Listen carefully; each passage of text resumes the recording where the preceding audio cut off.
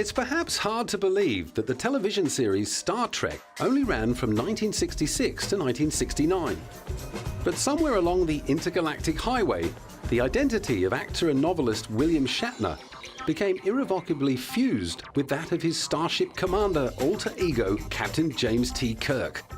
I had to take an MRI the other day, and you know what an MRI is? You go into those little thing and you're encapsulated, and I'm somewhat claustrophobic, and I'm thinking I gotta talk myself down. I can't scream. Captain Kirk can't scream. Get me out of here! I couldn't do that. And then the guy running the MRI machine came up to me and said, "I'm your biggest fan." Was it the dorky sound effects, the tight sweaters, the pointy ears, the polystyrene rocks, or Lieutenant Uhuru's cleavage that turned the low-rent sci-fi saga into a cult hit? Or was it the scriptwriter's decision to boldly go where no TV show had gone before?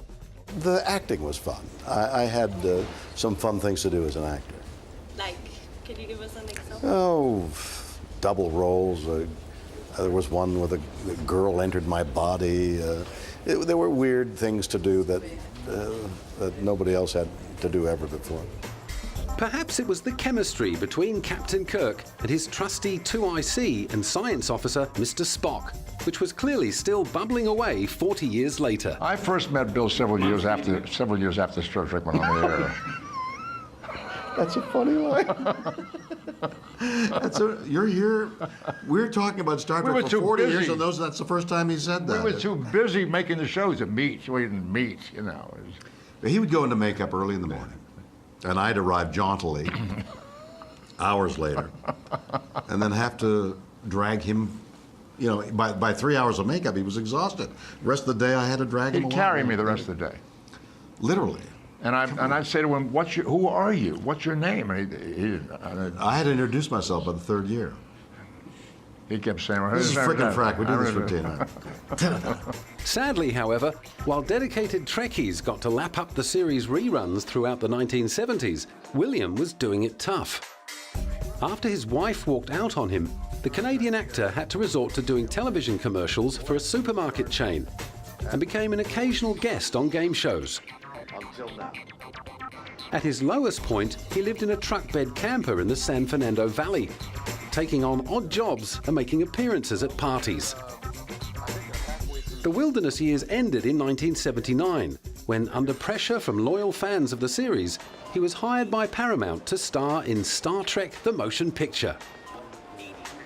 With a promotion to Admiral, he was back in the big chair and cruising at warp speed. He's never forgotten the die-hard Trekkies who supported him. What do I think of the Trekkies? I love each and every one of them. They're wonderful.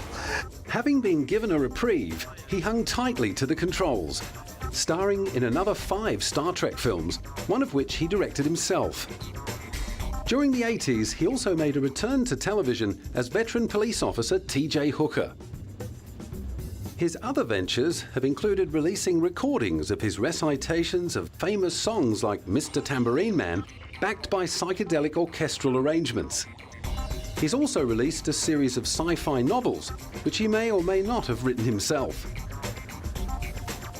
For all his success and talents, however, it's probably fair to say that few people really took him seriously until he landed the part of oddball attorney Denny Crane in the final series of primetime legal drama The Practice in 2004. After all those years of hamming it up in space, he took out an Emmy for supporting actor in a drama series. What I was dreading was the disappointment of losing. I'd rather not be nominated. I don't really know whether I mean that or not. But you want the nomination, and then once you get the nomination, you want to win. But what you don't want is oh gosh, I lost. And so you have a 20% chance of winning, I guess. And the thrill is unbounded. At the age of 64, he'd finally become part of the establishment and followed up by winning a Golden Globe and a second Emmy for his work in the spin-off hit Boston Legal. But he still wasn't giving away his day job as guest star at the endless round of Star Trek exhibitions and conventions, not to mention Star Trek The Tour. 40 years later, watch what happens when I press this button. Nothing. Just exactly the way it was. Like you back home? Just like back home.